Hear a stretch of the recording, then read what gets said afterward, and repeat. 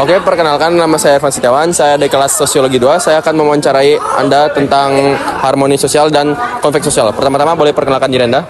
Perkenalkan, saya Florin Feliska dari kelas 10D.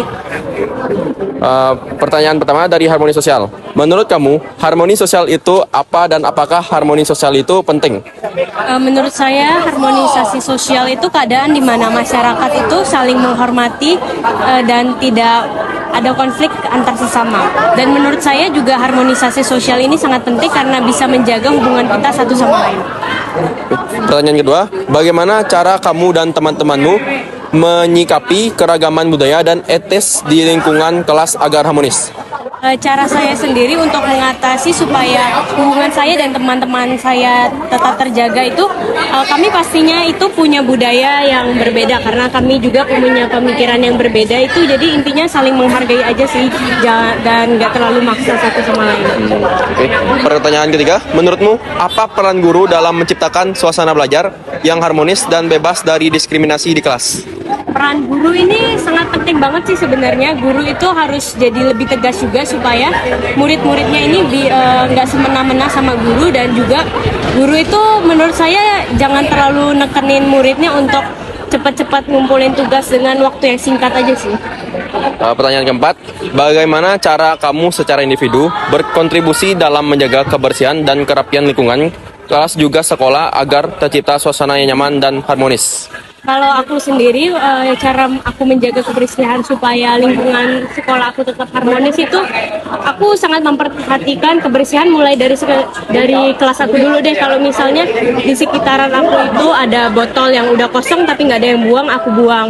Ada sampah yang berserakan juga aku buang. Begitu sih.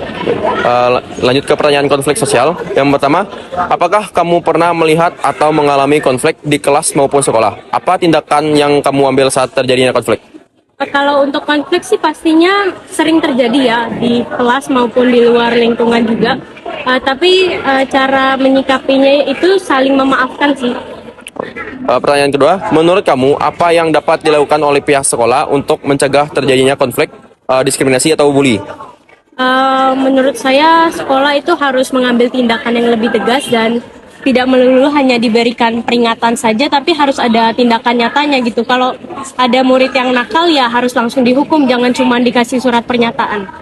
Yang ketiga, menurut kamu apakah penggunaan media sosial secara tidak bijak dapat memicu konflik sosial antara pelajar? Bagaimana contohnya?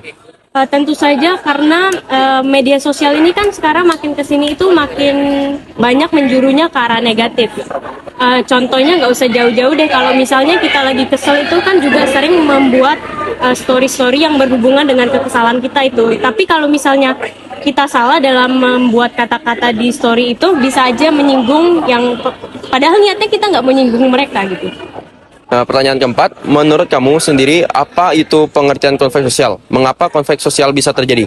Konflik sosial itu perselisihan antara manusia yang terjadi karena adanya perbedaan pendapat. Menurut aku sih begitu. Pertanyaan sudah selesai. Terima kasih atas wawancara yang telah dilakukan. Sekian dan terima kasih.